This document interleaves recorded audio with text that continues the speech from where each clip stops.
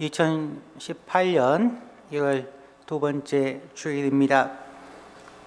2018년도 그리스도 예수 안에서 우리를 향한 하나님의 뜻을 3주에 걸쳐서 우리가 묵상하고 있습니다. 항상 기뻐하라, 쉬지 말고 기도하라, 범사에 감사하라. 이것이 그리스도 예수 안에서 너희를 향하신 하나님의 뜻이니라. 는 데살로니가전서 5장 16절부터 18절의 말씀에 포함되어진 세 가지 명령문에 대하여서 우리가 잘 이해하여야 합니다. 이것은 해도 되고 안 해도 되는 것이 아니라 모든 그리스도인에게 주어진 명령문이라는 것입니다. 사람들은 마치 마태복음 28장에 나타나는 부분을 Great Commission이라고 해서 하나님의 지상 명령으로 복음을 전하라고 하는 그런 명령들만 기억을 합니다. 그러나 우리를 향하신 하나님의 뜻에 해당하는 세 가지 가장 중요한 명령문, 그 명령이 기뻐하는 것이라, 기뻐하라고 이야기하며 기도하라고 이야기하고 감사하라고 하는 세 가지 명령입니다. 첫 시간에 말씀드린 것처럼 하나님의 뜻의 세 가지를 통하여서 우리의 전인격적인 삶의 변화를 하나님은 원하고 있는 것입니다. 도표에 나오는 것처럼 항상 기뻐하라는 것은 하나님의 구원 그리고 하나님의 선물에 대한 기뻐함, 긍정적 사고방식을 통하여서 우리의 사고가, 우리의 생각이 하나님 앞에서 변화되어지기를 원하는 명령문입니다. 두 번째, 쉬지 말고 기도하라고 하는 것은 하나님과 우리와의 지속적인 관계성 뿐만 아니라 우리와 관계하고 있는 이웃과의 모든 지속적인 관계성을 소통하면서 유지하는 것을 이야기합니다.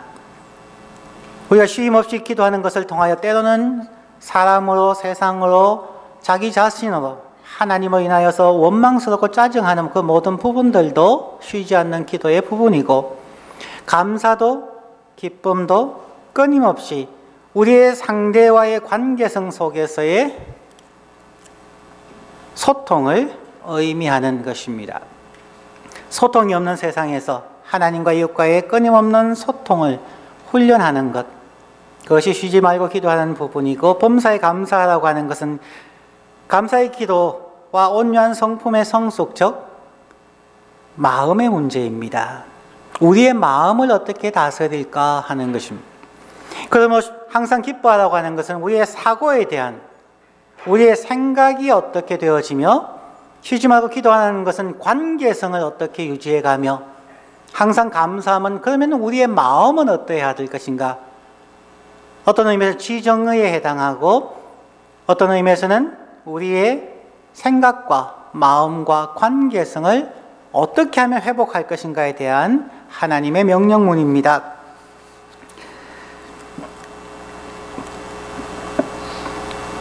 지난주에 우리가 살펴본 것을 잠시 생각하면은 쉬지 않고 기도한다는 부분에 대해서 설명을 드린 적이 있습니다. 쉬지 말고 기도하는 부분을 우리의 신경 조직에 비유하여서 말씀을 드렸습니다. 우리에게는 체신경계, 즉 somatic nervous system이 있고, 두 번째로는 자율신경계, 즉 교감신경계통과 부교감신경계통이 있습니다. 체신경계라고 하는 것은 우리가 조절할 수 있는 것이었습니다. 우리가 손을 펴고 팔을 굽히고 하는 것은 우리가 생각해서 우리가 명령하고 우리의 신체가 그것을 따라가는 것을 체신경계라 이야기합니다. 반면에 심장이 뛰는 것과 같은 것은 우리가 조절할 수가 없습니다. 잠시 심장아 멈추어라 라고 할 수가 없습니다. 왜냐하면 자율신경계에 의해서 이것은 자동으로 뛰는 기관이기 때문에 그러합니다. 그런데 기도는 호흡이다 라고 했을 때 이 호흡에 대한 부분은 참 재미난 부분이다고 말씀드렸습니다. 이 허파를 통한 호흡은 자율신경계에서 움직이지만 우리가 체신경계적인 노력을 통하여서 30초 동안 호흡을 중단할 수도 있고 어떤 사람은 1분, 5분, 해녀들은 7, 8분, 심지어 10분까지도 호흡을 멈출 수가 있다는 것을 알 수가 있습니다. 이러한 우리의 신체 신경계를 통하여서 우리의 기도도 24시간 쉬지 않고 기도하는 자율신경계적인 기도가 있습니다. 호흡을 통하여서 우리의 호흡이 즉 하나님의 이름 야훼라고 하는 것이 인간의 호흡의 소리라는 것입니다. 그리고 사람을 흙으로 창조하시고 하나님께서 하나님의 호흡을 불어넣음을 통하여서 생명이 되게 하였다. 즉 우리 모든 그리스도인들은 호흡을 할 때마다 하나님의 이름, 창조주의 이름을 부르는 것이며, 또한 우리가 예수 그리스도로 인하여서 세례를 받고 거듭남을 입었기에 우리는 그리스도의 이름으로 살아가는 자들입니다. 그러면 우리가 호흡하는 한 우리는 끊임없이 하나님의 이름을 부르고 예수 그리스도의 이름으로 하나님께 기도하고 있다는 것입니다. 우리가 의식하지 않는 그 순간에도, 우리가 분노하고 우리가 염려하고 우리가 좌절하는 그 순간의 모든 생각과 우리의 내뱉는 말들이 기도라는 것입니다. 그것이 하나님과의 소통이고 이웃과의 소통이고 자기 자신과의 소통이라는 것입니다. 그러기에 기도는 얼마나 자주 많이 하는가가 중요한 것이 아니고 기도의 내용이 무엇인가가 더 중요하다는 것입니다. 우리의 기도를 무엇으로 채워가는가 하는 것이 중요한 것입니다. 반면에 최신경계적인 것을 우리가 조절할 수 있는 것으로는 우리에게 여러 가지 기도가 있죠. 새벽 기도가 있고 묵상 기도가 있고 어떤 분들은 심야 기도, 금식 기도, 집중적으로 우리가 기도하는 그런 최신경계적인 기도도 있습니다. 무의식적인 호흡적인 기도이든지 의도적인 기도이든지 우리는 얼마나 많은 내용을 감사와 기쁨과 은혜와 긍정적인 내용으로 채우느냐에 따라서 그 사람의 신앙생활이 달라진다는 것입니다. 지난 오랜 기간 동안 우리가 체험했던 많은 부분들이 그렇습니다. MKPK들 같은 경우에 우리의 부모님들은 교회에서는 그렇게 거룩한데 집에 오면은 늘 지쳐있고 원망하고 불평하고 교인들에 대해서 험담하고 교회의 많은 일들에 대해서 염려하고 걱정하고 그렇기 때문에 항상 스트레스를 받고 어렵고 자녀들에게 가족들에게 부정적인 영향을 주는 것이죠. 산기도를 많이 하고 기도를 많이 하는 분들도 그들의 가정에서 삶의 변화가 일어나지 않는 이유가 무엇일까요? 그들이 기도하는 시간보다 더 많은 시간이 남편들과 다투고 가정에서 사회에서 일어나는 일들로 인해서 원망하고 짜증하는 그 모든 것들이 다 기도이기 때문에 그렇습니다. 어떤 내용으로 채워지느냐 하는 것이 매우 중요하다는 말씀을 드렸습니다. 오늘은 범사에 감사하라는 세 번째 명령에 대해서 먼저 묵상을 해봅니다. 이 부분 감사에 대한 부분은 빌립보서 4장 6절부터 7절의 말씀을 중심해서 우리 데살로니가전서 5장 16, 17, 18절의 말씀과 비교하며 살펴보기를 원합니다. 바울 사도가 빌립보서 4장에서 이야기하는 내용과 데살로니가전서 5장에서 하는 내용이 똑같습니다. 표현의 방식만 다르기 때문에 두 가지를 제가 비교해 드리려고 합니다. 먼저 빌립보서 4장 6절부터 7절입니다. 아무것도 염려하지 말고 다만 모든 일에 기도와 간구로 너희 구할 것을 감사함으로 하나님께 아뢰라. 그리하면 모든 지각에 뛰어난 하나님의 평강이 그리스도 예수 안에서 너희 마음과 생각을 지키시리라. 이 두 부분을 도표를 통하여서 정확하게 일치함을 한번 살펴봅니다.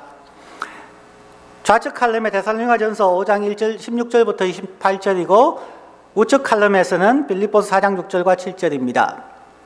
데살로니가전서에서는 항상 기뻐하라고 긍정적인 말씀을 하고 있다면, 명령을 하고 있다면, 빌립보서에서는 빌립보가 교인들 사이에 다툼이 너무 많았었습니다. 그들에게 하는 첫 번째 명령은 그들에게 긍정적으로 기뻐하라는 것을 하기에 앞서서 늘 염려하고 걱정하고 교회가 갈라지고 힘들었기 때문에 바울은 그들에게 아무것도 염려하지 말라라고 얘기한 것입니다. 그 다음에 데살로니가전서에서는 쉬지 말고 기도하라고 얘기했는데, 빌립보서에서는 바울 사도가 모든 일에 여러 가지의 기도 제목을 두면서 기도와 간구와 도구와 중보기도와 새벽기도와 철야기도를 통하여서 모든 일을 하나님께 아뢰라고 이야기합니다. 데살로니가전서에서는 범사에 감사하라고 말씀하시면서 빌립보서에서는 아무것도 염려하지 아니하고 오직 모든 일에 감사를 통하여서 하나님께 기도하라고 이야기합니다. 긍정적인 단어가 사용되어졌느냐 부정적인 단어가 사용되어졌느냐의 차이지만 이 세 가지는 똑같습니다. 우리의 생각이 어떠할 것인가, 한쪽은 기쁜 생각을 하라고 얘기하고 한쪽은 염려하지 말라고 이야기하는 거예요.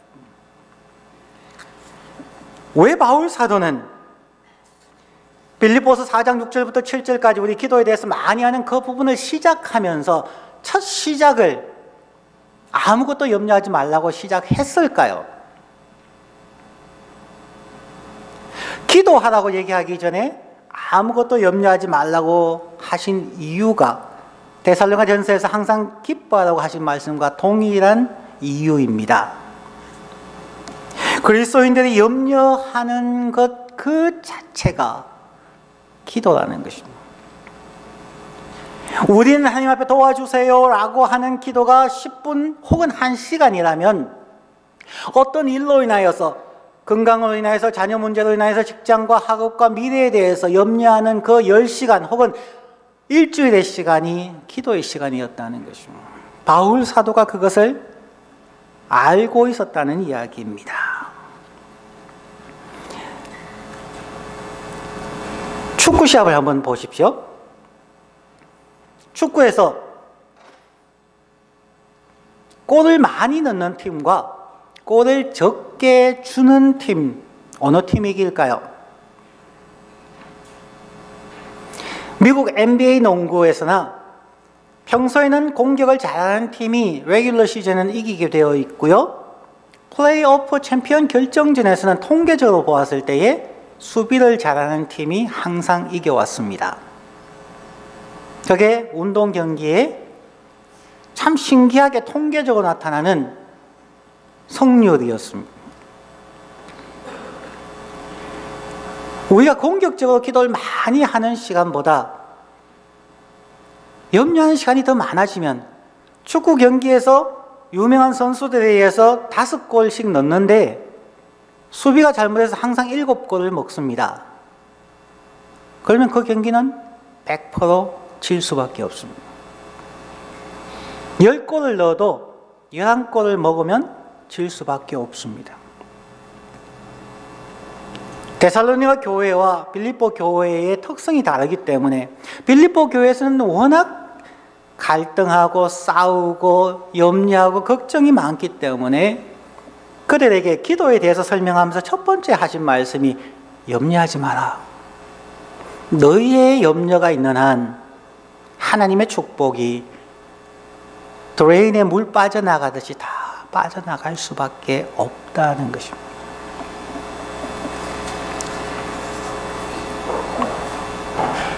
저와 여러분이 일상의 삶에서 하는 염려들, 부정적인 생각의 기도가 훨씬 더 많이 하나님께 드려지고 있다는 것입니다.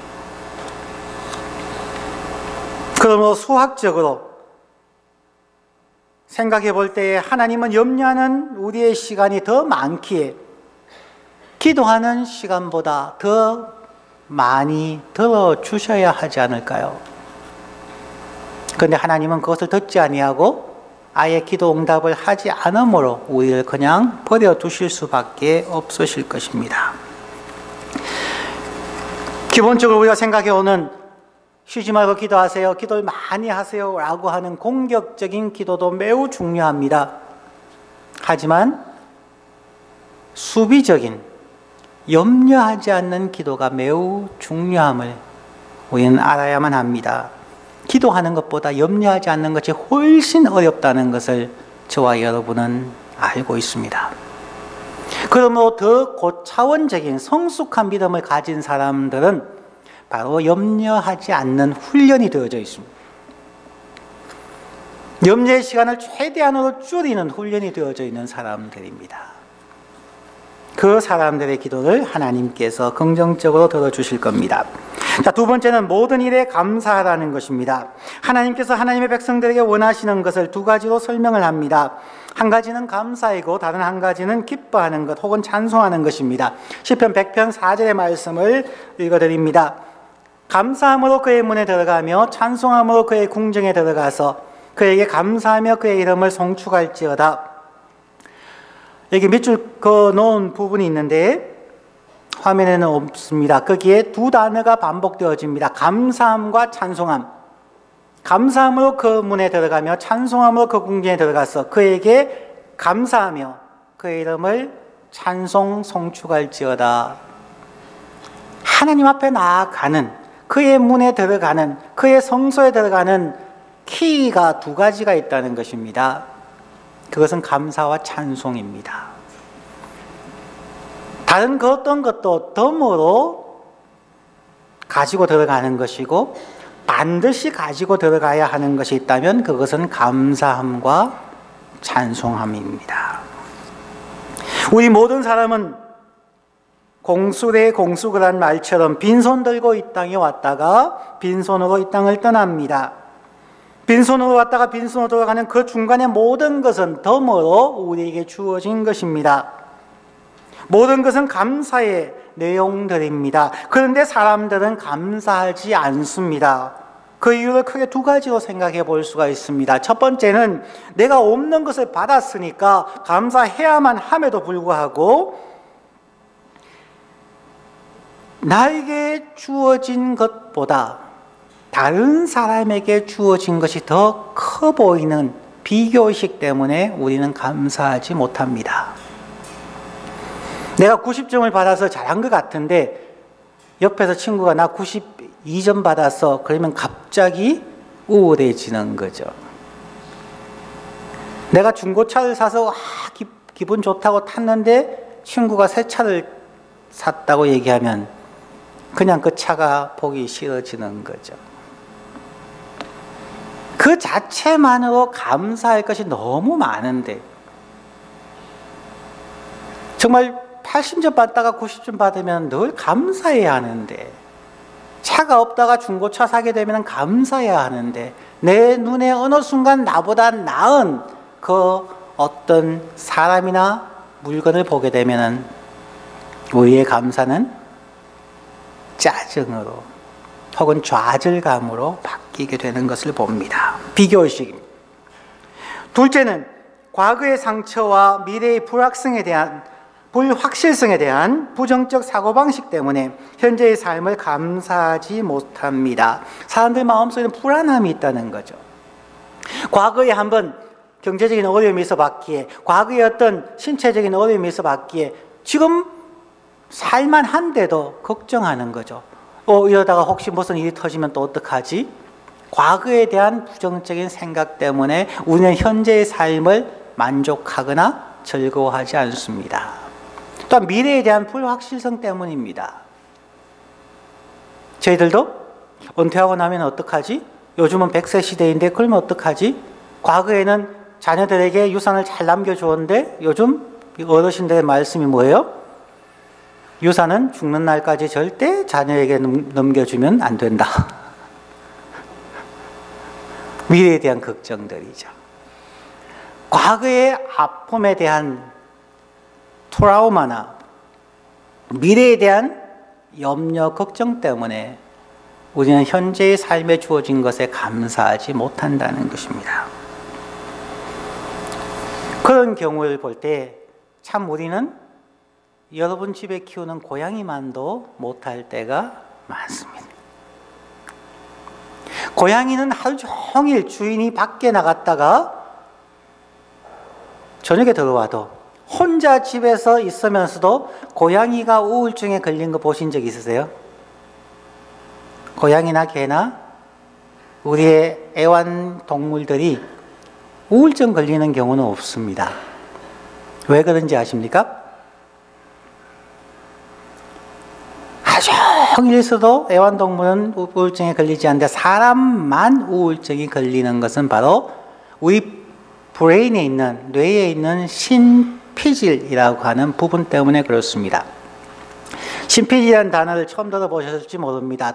두뇌 사진을 찍어보면 흑백 사진으로 나오죠. 흐린 회색이나 검은색 부분이 있고 흰색으로 나타나는 부분이 있습니다. 이 흰색 부분이 신피질이라고 이야기합니다. 동물을 찍으면 흰색 부분이 거의 없습니다. 사람에게만 있습니다. 이 신피질이 무슨 기능이냐 하면 생각하게 하는 기능을 하는 부분입니다. 그래서 지적이고 발달되어진 사람일수록 신피질 부분이 점점 늘어납니다. 이것이 과학계에서는 진화의 산물이다라고 이야기합니다. 사람이 발전되어 가면서 많은 생각을 하면서 이 신피질이 점점 늘어나서 사람들은 창의적으로 생각하게 되었고 미래에 대해서 계획하게 되고 그러므로 역사는 발전되어져 왔다. 그렇게 이야기를 합니다. 그것은 일단 맞는 이야기입니다. 그러나 이 신피질의 축복이 오히려 사람들에게는 저주와 같은 걱정이 되어버렸다는 것입니다. 제가 읽은 한 칼럼을 소개해 드립니다. 신피질에 사로잡히면 고양이보다 불행하게 된다는 글입니다. 자, 인용합니다. 인간은 두뇌의 바깥을 이루는 신피질이 발달하며 이성적인 사고를 하게 되었다. 대표적인 게 과거와 현재, 미래의 시간 개념이 생긴 것인데 이는 삶의 유한성을 깨닫게 해줌과 동시에 역사를 기억하고 미래의 계획, 원대한 꿈을 추구하는 인간만의 특성을 가능케 한다. 하지만 반대로 불행의 원인이기도 하다. 과거란 대부분 후회이며 미래는 걱정인 경우가 많기 때문이다. 즉 몸은 분명 현재를 살고 있지만 영혼은 과거와 미래로 찢어져 일종의 유체 이탈 상태가 되기에 삶의 존재감이 옅어진다. 우울증은 지금 같은 현재가 과거에도 그랬듯 미래에도 계속된다는 추측에서 비롯된 타임라인적 절망감이다. 인간은 시간 개념을 통해 역사를 기억하고 앞날을 대비하며 거대한 문명을 이뤘지만 현재라는 육체와 영혼의 합일의 순간을 잃었다. 이를 강제적으로 막는 방법이 바로 술을 마시는 것인데 취해본 사람은 다 알겠지만 모든 걱정거리가 순간적으로 사라지는 느낌이 든다. 이는 알코올에 의해 신피질이 마비되며 과거와 미래의 폴더가 잠깐 닫히고 비로소 현재만 남기 때문이다. 그러므로 술을 마시고 싶어지는 이유는 술 자체가 좋아서가 아니라 바로 그 현재에만 존재하는 쾌감 때문인 것이다. 이분이 쓴 글이 참 재미난 글입니다. 크리스찬이 쓴 글이 아닙니다. 일반적으로 쓴 글입니다. 술이나 마약, 쾌락을 통하여 현재의 모든 걱정거리가 사라지게 하고 싶지만 술에서 깨버리면 그 걱정거리는 그대로 거기에 있습니다. 우리가 술이나 마약이나 쾌락으로 우리의 걱정거리를 없앨 수가 없습니다. 인류는 발달하면서 역사를 알고 세상을 알면서 살펴보니까 신은 없어 보입니다. 종교라는 것은 진짜 아편과 같이 현재에만 그냥 마비되어지게 하는 것 같이 보여서 사람들은 신이 없다고 이야기합니다.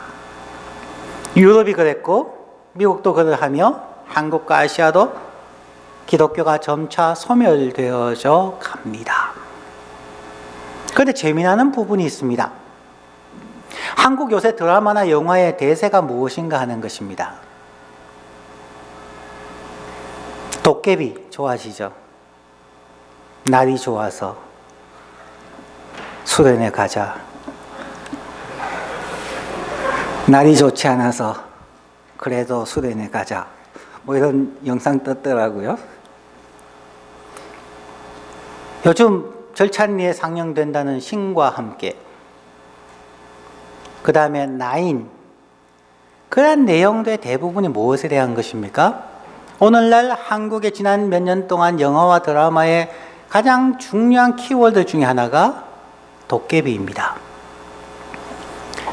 신이 없다고 부정해버렸는데, 그런데 인간의 삶만을 가지고 보기엔 너무 힘든 것입니다. 그래서 만들어낸 것이 도깨비처럼 과거로 갔다가 미래로 왔다가, 나인이라고 하는 것처럼 그 향을 통하여서 30분 동안 20년 전으로 가서 세상을 바꾸었다가 다시 왔다가, 대부분의 오늘날 사람들이 너무 공허하다는 것입니다. 너무 어렵다는 것입니다. 자기의 삶을 바꾸어 보고 싶다는 것입니다. 20년 전으로 돌아가서 자기의 삶을 바꾸면 현재 나의 삶이 조금 더 행복해질 것 같습니다. 방송 작가들, 드라마 작가들, 정말 세상을 읽는 눈이 뛰어난 사람들입니다. 그 시대에 가장 가려운 것을 긁어주어야 영화든 드라마든 흥행하고 성공하지요. 그래서 최근에 몇 가지의 그런 신과 함께는 영화 본 적은 없습니다. 한두 개의 드라마를 보면서 시대를 읽기 위해서 그것을 봅니다. 오늘날 시대가 바울 사도가 로마서에서 쓴 시대와 같다는 것입니다. 항상 시대는 똑같습니다. 이 세상은 그때도 오늘도 하나님의 자녀들이 나타남을 고대하고 있다는 것입니다. 인간이 아무리 발전되어져 있고 정말 무인 자동차가 나오는 이 시대가 된다 할지라도 사람들에게는 항상 공허함이 있습니다. 불평과 불만이 있을 수밖에 없습니다. 그래서 그들은 종교를 찾았는데 종교에서 답을 얻지 못했습니다. 절망적으로 하나님의 자녀들이 나타나기를 고대하고 있는 세상, 신음하고 있는 세상은 2000년 전이나 5000년 전이나 지금이나 똑같습니다. 그런데 그들이 고대했던 하나님의 자녀들이라고 생각했던 종교를 가진 사람들, 어떤 종교든 관계없이 기독교적으로 따져서도 이 땅의 그리스도인들이 20억이라고 얘기하고 한국과 미국에서도 수백 수천만의 자칭 하나님의 자녀들은 있는데 사람들이 고대하고 있는, 사람들의 삶을 변화시켜 줄 수 있는 하나님의 자녀들은 아직도 나타나지 않아서 세상은 신음하고 세상은 하나님의 자녀가 아니라 도깨비를 선호하고 있다는 것입니다. 신과 하나님의 중간쯤 있는 그 어떤 존재를 그들은 믿고 싶어하는 것입니다. 그러한 세상의 흐름을, 정신세계의 흐름을 우리가 파악하지 못하고 그리스도인들 집안에서 자기들끼리, 교회 안에서 자기들끼리 박수치고 나 구원받았네, 너 구원받았네 하고 있으니까 세상은 도깨비로 나아갈 수밖에 없다는 것입니다. 그럼 무엇일까요? 신피질의 발전, 역사를 알게 되고 미래에 대해서 고민하게 되는 이 신피질의 발전이 분명히 하나님의 축복인데, 인류의 문명의 발전은 분명히 하나님의 축복인데 하나님의 뜻을 그들이 잘못 알았다는 것입니다. 무엇이냐 하면 지식은 발전되어져 가는데 마음이 비례적으로 성숙하지 못했다는 것입니다.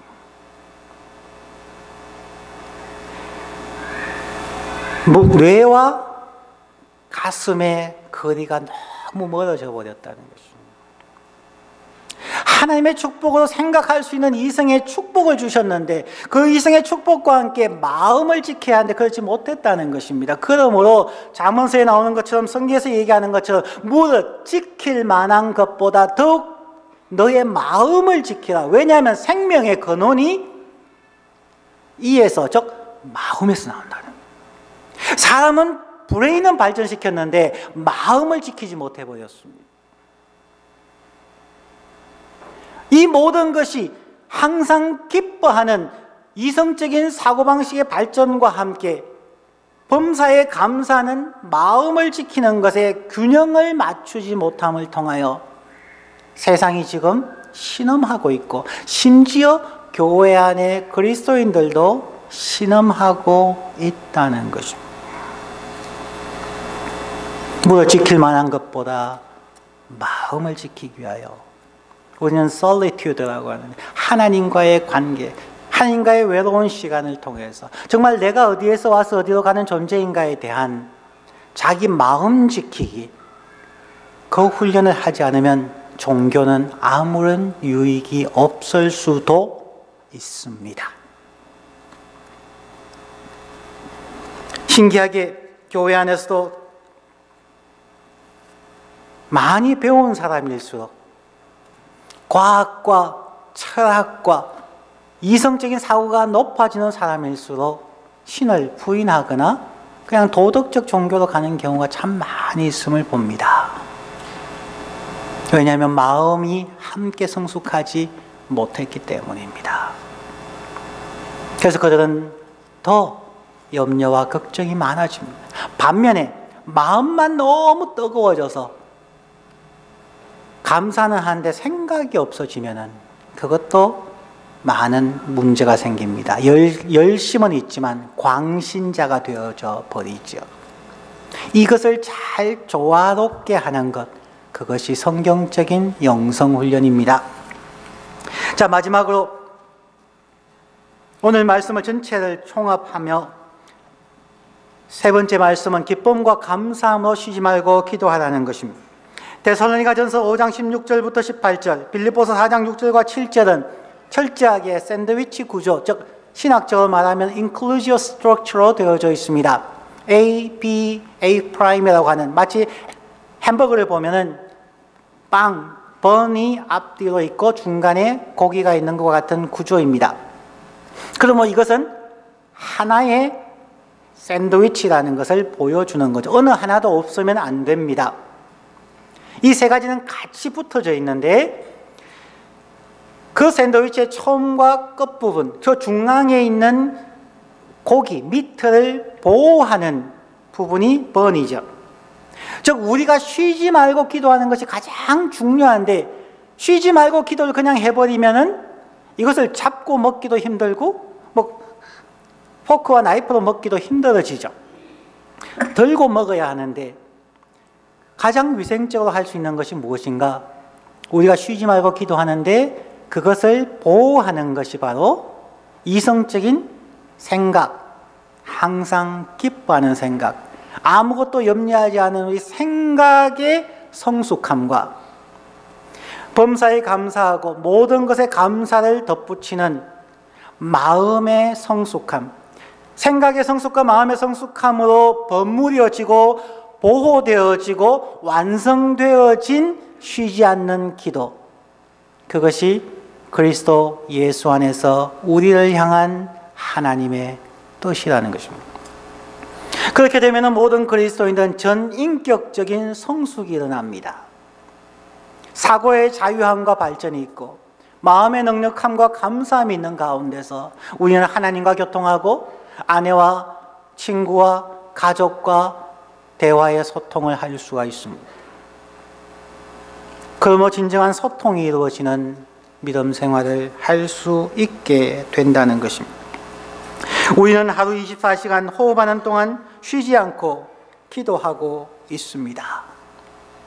어떤 내용으로 여러분의 기도를 채워 오셨습니까? 아무 생각 없이, 하나님의 임재에 대한 생각도 없이, 항상 기뻐하는 의식도 없이, 범사에 감사하는 그런 감정도 없이, 아무 생각 없이 드리는 기도가 우리에게 너무 많았기 때문에 교회 생활 30년, 50년을 했는데도 우리의 삶은 바뀌지 않는 것입니다. 어떤 기도 내용으로 채우냐에 따라서 우리의 마음의 상태가 결정되어지고 우리의 영적인 성숙이 결정되어집니다. 빌립보서 4장 6에서 7절 한 번 더 읽고 마칩니다. 아무것도 염려하지 마십시오. 다만 모든 일에 기도와 간구로 우리의 구할 것, 우리의 소통을 감사함으로 하나님께 아뢰십시오. 이것이 되었을 때에 그 결과로 나타나는 것이 7절입니다. 이것이 안 되면 그 다음 것은 이루어질 수가 없습니다. 7절, 그리하면 인간의 모든 생각, 지각을 뛰어넘는 트랜센드하는 하나님의 평강이 그리스도 예수 안에서 너의 마음과 생각을 지켜주실 것이다. 취직이 잘 되고 학점이 잘 나오고는 부차적인 것이고, 여러분의 마음과 생각을 하나님의 평강으로 지켜주셔서 여러분이 서서 모든 것을 할 수 있는 은혜와 능력을 주신다는 것입니다. 2018년 한 해 동안, 그리고 일생 동안 하나님의 평강이 저와 여러분의 마음과 생각을 지켜주는 은혜로운 시간들 되시기를 주의 이름으로 축원합니다. 기도하겠습니다.